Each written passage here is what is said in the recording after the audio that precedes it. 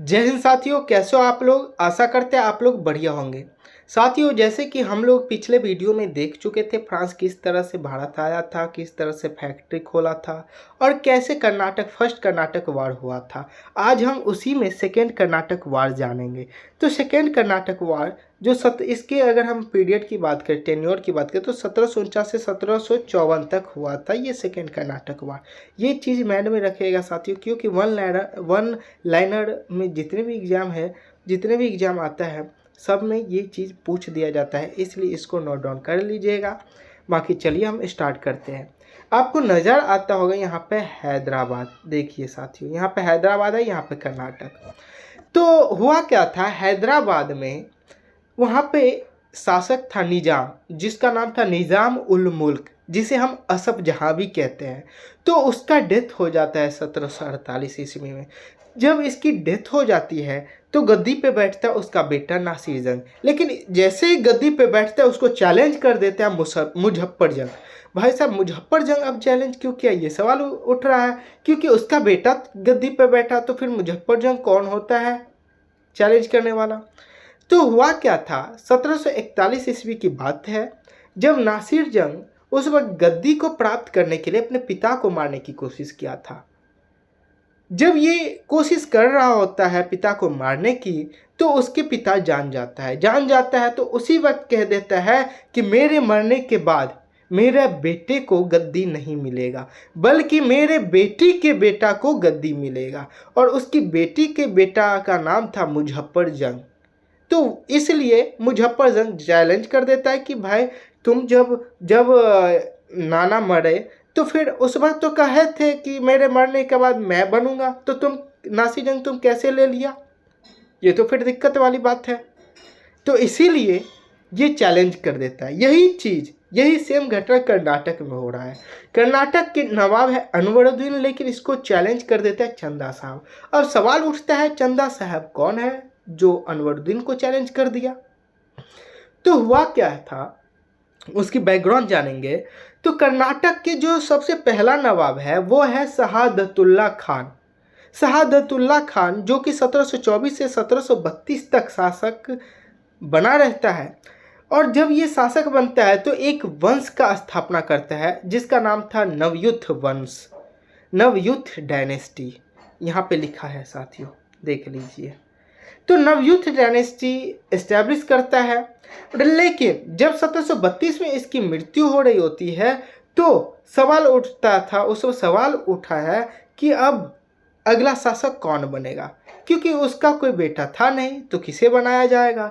तो इसीलिए उसके जो छोटा भाई गुलाम अली, उसके छोटे बेटे दोस्त अली को उत्तराधिकारी बना देता है। जो दोस्त अली शासक के पद पे 1732 से 1740 तक रहता है, यानी 8 साल तक रहता है। लेकिन जब दोस्त अली की मृत्यु हो जाती है 1740 में, तो उसके जो बेटा है सफदर अली खान, वो गद्दी पे बैठता है। लेकिन ये 2 साल ही बैठ पाता है, 1740 से 1742 तक, क्योंकि 1742 में उसकी हत्या हो जाती है। अब ये हम कैसे हत्या हो जाता है, ये हम जब मेडिएवल पढ़ाएंगे तो उसमें पता चल जाएगा साथियों। तो सफदर अली खान की डेथ हो जाती है 1742 में। और जब इसकी डेथ हो जाती है तो उसका बेटा शहादतुल्ला खान सेकेंड, सबसे पहले शहादतुल्ला खान फर्स्ट पढ़े थे, इस बार सेकेंड है क्योंकि 2 नाम है, फिर नाम रखा तो उसे सेकेंड कहा गया। तो शहादतुल्ला खान सेकेंड को क्या कर दिया, गद्दी पे बैठा दिया गया 1742 में। जब गद्दी पे बैठा दिया गया तो ये जब गद्दी पे बैठा था तो उस वक्त मैनर था, बहुत छोटा था, यानी कोई भी फैसला ये नहीं ले सकता था सही से। तो ऐसे में क्या हुआ, अगर हम शहादतुल्ला खान को, मंत्री परिषद सोचने लगा अगर हम शहादतुल्ला खान सेकेंड को नवाब बना देते हैं तो ऐसे में तो राज्य कमज़ोर पड़ जाएगा, क्योंकि ये सारे फैसला ले नहीं पाएगा सही से, क्योंकि अभी तो ये छोटा है, खेलने कूदने की उम्र है, तो क्या ये इतना सोचेगा।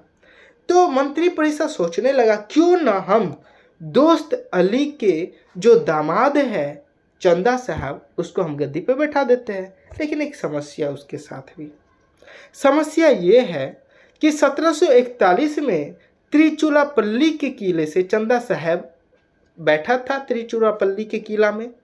लेकिन उस वक्त जो रघुनाथ राव है मराठा रघुनाथ राव यहाँ पे है, देखिए मराठा में अभी रघुनाथ राव की समय चल रहा है, जो पेशवा बाजीराव फर्स्ट के भाई है। तो रघुनाथ राव अटैक कर देता है। चंदा साहब के मराठा बहुत चंदा साहब पसंद नहीं था मराठों को, इसलिए चंदा साहब को ये मारना चाहता है। तो चंदा साहब तिरुचिरापल्ली के किले में बैठा था। तो ऐसे ही 1741 में रघुनाथ राव जो मराठा में पेशवा के पद पे था, वो चंदा साहब पे 1741 में अटैक कर देता है। तिरुचिरापल्ली के किले में अटैक कर देता है और चंदा साहब को वहाँ से उठा लेता है। जब यहाँ से उठा लेता है, समझो साथियों, रघुनाथ राव ताकतवर तो है ही, लेकिन अगर मराठा के बर्बादी में किसी का हाथ है तो यही रघुनाथ राव की है। तो जब चंदा साहब को उठा लेता है तो अब बहस छिड़ गया कि शासक कौन बनेगा। मंत्री परिषद सोचने लगा, भाई साहब शासक किसे बनाया जाए। अब तो शहादतुल्लाह खान सेकंड को ही शासक बनाया जाएगा, इसलिए इसे शासक बना दिया। लेकिन ये छोटे हैं तो सारे फैसला नहीं ले पाएगा, तो अब क्या करेगा। तो ये एक रीजेंट बनाया, यानी संरक्षक। जैसे आप बाहुबली में देखते होंगे, जब बाहुबली छोटा रहता है तो उसके रीजेंट उसकी मम्मी बनी रहती है। क्या नाम होता है इसका, नाम क्या था, मैंड पे अभी आ नहीं रहा है। जब आप बाहुबली देखिएगा तो उसमें शिव कामिनी देवी, तो शिव कामिनी देवी संरक्षिका के पद पे था उस वक्त जब बाहुबली छोटे था। तो इसी तरह से शहादतुल्लाह खान सेकंड अभी छोटा है, मैनर सारे फैसला ले नहीं पाएगा, तो एक रीजेंट बनाया, जिसके पद पे रीजेंट के पद पे अनवरुद्दीन को क्या कर दिया, तो अपॉइंटमेंट कर दिया, नियुक्त कर दिया। लेकिन अनवरुद्दीन जो है महत्वाकांक्षी धीरे धीरे होने लगा। 2 साल तक सेवा किया, लेकिन ये धीरे धीरे क्या हुआ, महत्वाकांक्षी होने लगा। और महत्वाकांक्षी जब होने लगा तो 1744 में क्या किया, शहादतुल्लाह खान सेकंड को हत्या कर देता है, मार देता है। और मार करके ये स्वयं राजा बन जाता है, क्योंकि महत्वाकांक्षी हो गया था कि बच्चे कुछ कर नहीं रहा है, कर तो मैं ही रहा हूँ, तो क्या करूँ, मैं उसे ख़त्म कर देता हूँ। ख़त्म कर दिया, राजा बन गया। अब कर्नाटक राज धीमे धीमे फल फूल रहा है, मराठा देख रहा है, उसे अच्छा लग नहीं रहा है, अब क्या करे। तो अब ये सोचा, जो मेरे पास चंदा साहब है, चंदा साहब, उसको क्यों ना हम छोड़ दें।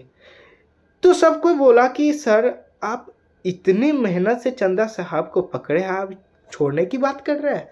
तो बोला, बुड़बक तुम समझ नहीं रहे हो, अगर हम चंदा साहब को छोड़ देते हैं तो चंदा साहब जाएगा और अनवरुद्दीन को कहेगा कि तुम कैसे गद्दी पे बैठ गया, इस पे तो मेरे वंश का आदमी बैठ रहा था। तो इसलिए चंदा साहब को छोड़ देता है, 1748 में रिहा कर देता है, पहुंचता है अनवरुद्दीन के पास। अनवरुद्दीन के पास पहुंचता है तो इन दोनों में शासक बनने के लिए लड़ाई हो जाती है, क्योंकि चंदा साहब कहता है कि तुम कैसे बैठ गया गद्दी पे यार, इस पे तो मेरे वंश का आदमी बैठ रहा था। तो अनवरुद्दीन कहता है कि ये जो वंशानुगत था पहले, वो अब खत्म हो चुका है, जिसके पास बल होगा वही गद्दी पे बैठेगा। अब इसलिए हुआ क्या, तो दोनों कोई शासक बनने के लिए लड़ाई कर लेता है। इधर फ्रांस और ब्रिटिश, तो फ्रांस और ब्रिटिश दोनों देख रहा है, तो देख रहा है भारत के एक राज्य दूसरे राज्य पर अटैक कर रहा है। न केवल एक राज्य दूसरे राज्य पर अटैक कर रहा है, बल्कि ये जो है अंदर से भी खोखला होता जा रहा है। अब क्या करेगा, इसी का फायदा उठाएगा दोनों कोई। अब ये दोनों सोच रहा है, अगर हमारा राजा गद्दी पर बैठ गया तो आर्थिक लाभ होगा, और आर्थिक लाभ होगा तो राजनीति में हम हस्तक्षेप कर सकते हैं, क्योंकि पैसा आएगा, ज़्यादा पैसा आएगा तो ज़्यादा आर्मी रखेंगे, आर्मी ज़्यादा रहेगा तो मजबूत रहेगा हमारे राज्य, और हम दूसरे राज्य को हरा सकते हैं। राजनीति में हम इस तरह से इंटरफेयर कर सकते हैं। तो इस तरह से अब ये दोनों सोचने लगा। अब ऐसे में हुआ क्या, तो कर्नाटक में 2 फ्रंट है, चंदा साहब, अनवरुद्दीन। आपको पता होगा अनवरुद्दीन को चैलेंज कर देता है चंदा साहब, और हैदराबाद में नासिर जंग को चैलेंज कर देता है मुजफ्फर जंग। तो फ्रांस अब किस किस का साथ देगा, तो जो सत्ता में नहीं है, अब सत्ता में कौन है नहीं है, तो इधर चंदा साहब हो गया और इधर मुजफ्फर जंग हो गया। तो चंदा साहब और मुजफ्फर जंग इन दोनों का साथ देता है फ्रांस। साथियों देखिए, ये बहुत एक स्टोरी के टाइप के हम बना के लेके आ रहे हैं, नहीं तो औरों को देखिएगा ये रट रहा होता है कि फ्रांस चंदा साहब मुजफ्फर जंग का साथ दिया था, फ्रांस चंदा साहब मुजफ्फर जंग का साथ दिया था। लेकिन जब आप एक कहानी के रूप में पढ़ते हैं तो आपको हर एक चीज़ कैच होता जाता है। इसलिए हम पूरे प्रयास करेंगे कि इसी तरह से हर टॉपिक को लेकर आए रेगुलर वीडियो के साथ। तो फ्रांस चंदा साहब मुजफ्फर जंग का साथ दे रहा है और ब्रिटिश साथ दे रहा है जो सत्ता में है, तो नासिर जंग है और अनवरुद्दीन है। तो इन दोनों का साथ दिया ब्रिटिश, ठीक है। इसी बीच में हुआ क्या, तो डुप्लेक्स उस वक्त फ्रांस के जो गवर्नर है वो है डुप्लेक्स। तो डुप्लेक्स के पास आता है चंदा साहब मुजफ्फर जंग, दोनों आता है, रो रहा होता है बहुत ज़्यादा, काफ़ी बिलख बिलख के रो रहा होता है। डुप्लेक्स भैया समझाता है, भाई देखो तुम दोनों रो मत, मैं सत्ता दिलाने के लिए पूरे प्रयास करूँगा, मैं वादा करता हूँ तुम दोनों को सत्ता मिले और मिलाने की पूरी कोशिश करूँगा, तो इसलिए तुम दोनों रो मत, मैं हूँ ना यार, मैं बड़े भाई की तरह हूँ, तुम दोनों मेरे छोटे भाई हो, तुम टेंशन मत लो। इस तरह से समझा बुझाकर उसको चुप कराता है, थोड़ा मोटिवेट करता है, ठीक है। अब ये तीनों मिल करके अलायंस बनाता है और डिसाइड करता है कर्नाटक के नवाब अनवरुद्दीन को मारेंगे, ठीक है, अनवरुद्दीन को मारेंगे। इसलिए भी क्योंकि आपको पता होगा अनवरुद्दीन ब्रिटिश के तरफ से फ्रांस से युद्ध किया था, याद है फर्स्ट कर्नाटक युद्ध, 1000 सैनिक के साथ महफूज खान के साथ भेज दिया था अनवरुद्दीन। तो अब तो भाई साहब अनवरुद्दीन को तो मारेगा ही, हाँ, तो सबसे पहले उसी को मारने के लिए निकल पड़ा। तो अनवरुद्दीन की कैपिटल था उस वक्त आरकोट। तो ठीक है, ये दोनों कैपिटल की ओर जा रहा होता है, तीनों अलायंस जा रहा होता है। रास्ते में अंबुर के मैदान पड़ता है, वहीं पर युद्ध होता है। जैसे अनवरुद्दीन को पता चलता है, अनवरुद्दीन भी अपने कैपिटल से निकलता है और अंबुर के मैदान में दोनों को मिलता है। वहीं पे बैटल ऑफ अंबुर होता है, अंबुर के मैदान के युद्ध होता है, जिसे हम अंबुर का युद्ध कहते हैं 1749 से। अलायंस फ्रांस और चंदा साहब मुजफ्फर जंग था तीनों, और इधर था अनवरुद्दीन। भाई साहब तीनों को अनवरुद्दीन को पकड़ के दे चाकू, कभी पीछे से, कभी आगे से, कभी लेफ्ट से, कभी राइट से, दे चाकू यहीं पे मार देता है। उसके बेटा भी, अब मोहम्मद अली, वो देखा पिता को, भाई साहब मेरा पिता को मार दिया, भाग कर गया ब्रिटिश के पास कि आपने बोला था मेरे पिता को कि साथ देंगे, तो देखो ये सब मार दिया, आप कहाँ साथ दिए, फ्रांस आज साथ दिया इन दोनों को, देखो मेरे पिता को मार दिया। यही से साथियों सेकेंड कर्नाटक वार स्टार्ट हो जाता है, यानी बैटल ऑफ अंबुर से, अंबुर के युद्ध से जो 1749 में होता है, वहीं से सेकेंड कर्नाटक वार स्टार्ट हो जाता है। इसी तरह से बने रहिए साथियों वीडियो में, बहुत बढ़िया लगेगा एक कहानी के साथ, ठीक है। इधर अब कर्नाटक का जो नया नवाब है किसे बनाया गया, तो चंदा साहब को, क्योंकि वो उसको रिहा किया गया था 1748 में, तो चंदा साहब को बनाया गया। भाई साहब चंदा साहब खुश, अलग ही सातवां आसमान में छूने लगा खुशी इसका, बोला डुप्लेक्स भैया आप बहुत अच्छे हो, काफ़ी ज़्यादा अच्छे हो, इसलिए पौंडीचेरी के पास जो 80 गांव है वो हम दे देते आपको, यहाँ से जितना भी पैसा आएगा वो आपके पास ही जाएगा, ठीक है। खुशी का माहौल था, दे दिया, क्योंकि उसे गद्दी मिल गया, तो गद्दी मिल गया तो ये तो छोटा मोटा है, दे दिया अपना खुशी खुशी। उसके बाद उधर मोहम्मद अली ब्रिटिश के पास आया, अपना दुख बताया, मेरे पिता को मार दिया ये लोग, आपने बोला था मदद करेंगे, मदद नहीं किया आप। अब काफ़ी ज़्यादा रो रहा है, ये भी बिलख बिलख के ब्रिटिश के पास। मोहम्मद अली को ब्रिटिश समझाता है, यार तुम रो मत, देखो मैं हूँ अब गलती हो गई, मुझे पता भी नहीं चला तुम्हारे पिता को कब मार दिया सो, लेकिन हम वादा करते हम तुम्हारा साथ देंगे, तुम टेंशन मत लो, तो तुम मेरे साथ रहो, ठीक है। अब ब्रिटिश ये भी चाह रहा है कि कर्नाटक में फ्रांस नहीं रहे, इसलिए मोहम्मद अली का हेल्प किया और इधर नासिर जंग का हेल्प किया। तो अब हुआ क्या, तो आपको यहाँ पे फोर्ट ऑफ जिंजी नज़र आएगा, वहीं पे जिंजी के किला में मोहम्मद अली को छुपा देता है ब्रिटिश वालों। जैसे छुपाता है, चंदा साहब डुप्लेक्स मुजफ्फर जंग को पता चल जाता है कि अच्छा जिंजी के किले में बैठाया भैया, अभी रुको मैं आ रहा हूँ अभी मारने के लिए। भाई साहब इतना बड़ा खतरनाक ये अलायंस था कि एक रात में जिंजी के किला में पहुंच गया मोहम्मद अली को मारने के लिए, जिसे जीतने के लिए काफ़ी ज़्यादा समय लग गया था, मारने के लिए एक रात में पहुंच गया, समझ सकते हो। मोहम्मद अली परेशान हो गया, भाई साहब बहुत परेशान हो गया। अब ये ब्रिटिश को बुलाया, बोला जल्दी आओ भाई, मेरे मरने के बाद आओगे लाश उठाने के लिए, जल्दी आओ जल्दी। चारों ओर घेर लिया है ये तीनों अलायंस, पागल हो गया है मुझे मारने के लिए, पीछा पड़ गया, छोड़ ही नहीं रहे मेरे पीछा, अब क्या करोगे। अब ब्रिटिश और नासिर जंग तुरंत दौड़े दौड़े आता है और यही युद्ध होता है। युद्ध होता है 16 दिसंबर 1750 को बैटल ऑफ जिंजी, यानी जिंजी के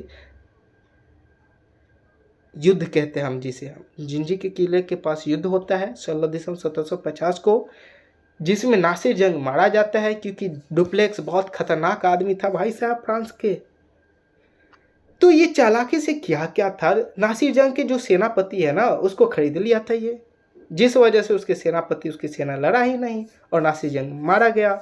मोहम्मद अली फिर भाग गया, भागने में तेज हमेशा से, ये जल्दी किसी के हाथ ही में नहीं आएगा, बाद में मारा जाएगा। ये भागते ऐसे भर जिंदगी ये भागते रहा मोहम्मद अली। अब हैदराबाद के जो मुजफ्फर जंग को अब शासक बना दिया क्योंकि नासिर जंग मारा गया। तो जब नासिर जंग मारा गया तो मुजफ्फर जंग को शासक बना दिया। भाई साहब मुजफ्फर जंग भी बहुत खुश, 7वां आसमान पे पहुंच गया उसका खुशी। अब क्या करे, तो खुश होकर डुप्लेक्स भैया को कहते हैं लो हम आपको 20 लाख रुपया दे रहे हैं, और दरबार में फ्रेंच आदमी रख। ये कहते हैं मुजफ्फर जंग फ्रांस को कि साहब मेरे दरबार में आप अपने एक आदमी को अपॉइंट कर दो, आपको किसी भी चीज़ की ज़रूरत हो तो मुझे बता देना, मैं उसके थ्रू मैं भिजवा दूंगा हर एक चीज़, और अभी हम आपको 20 लाख रुपये गिफ्ट के रूप में दे रहे हैं, ठीक है। अब इसलिए फ्रांस में बसी को हैदराबाद में रहने को बोला फ्रेंच। तो बसी अब हैदराबाद में रहेगा वहीं पे उसके दरबार में। इधर पौंडीचेरी के जितने बड़ा इलाका था पूरा दे दिया, ठीक है। देखो क्या क्या मिल रहा है। अब फ्रांस, चंदा साहब, मुजफ्फर जंग तीनों प्लान बनाया मोहम्मद अली को मारेंगे, क्योंकि ये भाई साहब पीछा पड़ गया था इस सब का, मोहम्मद अली का पीछा छोड़ ही नहीं रहा था, जब तक मरेगा नहीं तब तक छोड़ेंगे नहीं। इसी बीच में हुआ क्या, मुजफ्फर जंग की हत्या कर दी गई, और जब इसकी हत्या कर दी जाती है तो हैदराबाद में नया नवाब सलावत जंग को बनाता है। अब सलावत जंग कौन है, तो नासिर जंग के जो छोटा भाई है उसका नाम है सलावत जंग। तो नासिर जंग को मारा था, लेकिन उसके छोटे भाई को अब अपॉइंट कर देता है, नया नवाब बना देता है। अब देखो साथियों, फ्रांस किंग मेकर के रोल में आ गया, पूरा खुलकर राजनीति में हस्तक्षेप करने लगा, बहुत ताकत पर। लेकिन डुप्लेक्स चला जाता है, अगर डुप्लेक्स नहीं गया रहता तो आज इतिहास का रुख कुछ और रहता, ठीक है। सलावत जंग खुश हो गया, मुझे राजा बना दिया। भाई साहब उड़ीसा की जो इलाका उत्तरी सरकार, वो उत्तरी सरकार उसको दे दिया, काफ़ी ज़्यादा पैसे वाला क्षेत्र था ये। अब इससे फ्रेंच को बहुत ज़्यादा प्रॉफिट होने लगा। अब ऐसे में चंदा साहब और फ्रेंच कहता है कि अभी अभी ये राजा बना है, अभी खुशी से समा नहीं रहा है, अभी उसको छोड़ो, अभी खुशी मनाने दो, पार्टी वार्टी करने दो, अभी हम लोग चलते हैं मोहम्मद अली को मारने, अगर उसको नहीं मारेंगे वो नाको दम कर देगा फिर ब्रिटिश के साथ। चलो ठीक है, चल दिया ये दोनों। मोहम्मद अली अब तिरुचिरापल्ली के किला में बैठा था। इसी किले को अब फ्रेंच लोग चारों ओर से घेर लिया जुलाई 1751 में, जिसे हम तिरुचिरापल्ली के घेरेबंदी कहते हैं। इसमें एक आदमी, ब्रिटिश का एक आदमी भी फंस गया था जिसका नाम था रॉबर्ट क्लाइव। ये बोला भाई साहब गजब आदमी हो यार, गजब आदमी हो, तुम्हारे चलते मैं भी फंस जाता हूँ, कहाँ फंसा देते हो भाई। अब कैसे भी करके रॉबर्ट क्लाइव वहाँ से निकल करके सेंट डेविड के किला में पहुँचता है। सेंट डेविड की किला, यहीं पर प्लान बनाता है, यहीं पर प्लान बनाता है कि चंदा साहब की जो आर्मी है वो कहाँ है, तो त्रिचुरापल्ली के किले में। लेकिन हम अभी कर्नाटक की राजधानी को देखें आरकोट को, तो ये तो अभी खाली है, तो हम इस पे अटैक कर देंगे, अटैक कर देंगे तो उसे हम कब्जा कर लेंगे। भाई साहब देखो कितना दिमाग लगाता है रॉबर्ट क्लाइव, खतरनाक दिमाग लगाता है। अभी खाली पड़ा है तो ये इधर छोड़ के चला गया आरकोट पे अटैक करने। 26 अगस्त 1752 में 20 ब्रिटिशर्स और 300 इंडियन आर्मी को लेकर के आरकोट पर कब्जा कर देता है। और 31 अगस्त को जैसे ही चंदा साहब को पता चलता है तो ये घबरा जाता है। डुप्लेक्स को कहता है भाई साहब आप ना यहीं पर हो, मैं जा रहा हूँ, देखो मेरे राजधानी को ये लोग घेर लिया, कब्जा कर लिया, मैं जा रहा हूँ। 4000 आर्मी को लेकर ये अकेला चल देते हैं यहाँ से। बस यहीं से उसका हार की घड़ी आ जाता है। चंदा साहब जाता है, ऑलमोस्ट 53-54 दिन तक संघर्ष करता है, लेकिन फिर भी ये किला खाली नहीं होता है। जब इतने दिन संघर्ष होता है तो मराठा मैसूर देख रहा होता है। अब सोचा हम ब्रिटिश का साथ दे देते हैं उसमें, क्योंकि चंदा साहब के दुश्मन थे ये दोनों, मराठा और मैसूर। तो ब्रिटिश का साथ दे देता है, जिस वजह से चंदा साहब वहाँ से हार का सामना करना पड़ रहा था, और जिस वजह से चंदा साहब आरकोट के किला छोड़कर भाग जाता है। लेकिन भागने के बाद में मारा जाता है ये। अब जब ये वहाँ से भाग जाता है तो मोहम्मद अली को अब शासक बना देता है कर्नाटक का। लेकिन डुप्लेक्स कुछ कर पाता उतना में फ्रेंच गवर्नमेंट, जो फ्रेंच सरकार था, वो उसको वापस बुला लेता है। ये समझाता है बहुत, लेकिन ये समझता नहीं है। और आपको पता है फ्रांस कंपनी सरकारी कंपनी है, तो ये तो अपना मनमानी करेगा ही फ्रांस सरकार। अब लॉर्ड डुप्लेक्स की जगह गोडेयू को भेज दिया। और जब ये आता है तो ये बहुत लड़ा और झगड़ा से दूर रहने वाला आदमी है, ये लिबरल टाइप का है। तो 1754 में पौंडीचेरी की संधि करता है 1754 में, और यहीं से कर्नाटक वार खत्म हो जाता है। यानी भारत में फ्रेंच का खेल अब लगभग खत्म हो गया। रॉबर्ट क्लाइव अभी क्लर्क है, अब बाद में गवर्नर बनेगा। और तीसरी, अगर इसकी इम्पोर्टेंस तीसरी देखें तो भारत के राज्यों के आंतरिक मामलों में अब ब्रिटिश हस्तक्षेप कर सकता है, क्योंकि हैदराबाद में कर दिया, कर्नाटक में कर ही दिया, तो अब तो उसके पास इतना पावर, मतलब खुद में कॉन्फिडेंस आ ही गया कि हम किसी भी चीज़ में हस्तक्षेप कर सकते हैं। तो ये आगे हस्तक्षेप भी करते हैं और धीरे धीरे पूरा कब्जा कर लेता है। अगर मराठा और मैसूर ब्रिटिश का साथ नहीं देता ना, तो ब्रिटिश को यहीं हरा देता चंदा साहब। इस सब में भी गलती है, इसलिए आगे जा कर के ब्रिटिश वालों ने पूरे भारत पे कब्जा कर लेता है, गुलाम बना लेता है भारत का। बाकी आज की क्लास इतना ही हम रखते हैं, और अब मिलते हैं नेक्स्ट वीडियो में। आप लोग साथियों ऐसे ही बने रहिएगा, और ऐसे हम एक कहानी के साथ लेकर आते रहेंगे आपको हर एक एग्ज़ाम में। आपको जहाँ तक कि मेंस में भी लिखने के लिए ना बहुत पॉइंट मिल जाएगा इससे। आप ज़रूर इस वीडियो को देखिएगा, नोट डाउन करिएगा अपने नोटबुक में, और स्पेक्ट्रम का जो बुक आता है मॉडर्न हिस्ट्री, इसे ज़रूर पढ़िएगा आप लोग, आपको हर एक लाइन समझ में आएगा। बाकी के लिए धन्यवाद साथियों, जय हिंद।